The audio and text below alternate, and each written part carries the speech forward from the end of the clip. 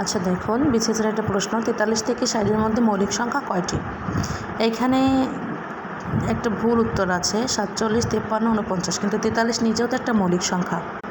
যেহেতু 43 নিজেও একটা মৌলিক সংখ্যা, সুতরাং একটা বাড়তি হবে, যে 43 নিজে, তারপর 47, তারপর 53, তারপরে 59। তার মানে টোটাল উত্তর হবে যে 4টা মৌলিক সংখ্যা হলো 4টা। আমি মনে হয় বিষয়টা ক্লিয়ার করতে পেরেছি।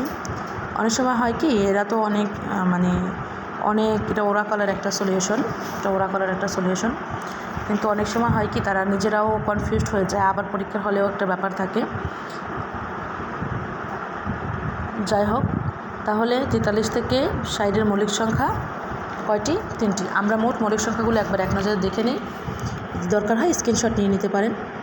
এই যে দেখুন, এখানে কিন্তু আছে 43 নিজে, 41, 47, 43, এই 3টা কিন্তু মৌলিক সংখ্যা 4-এর ঘরে।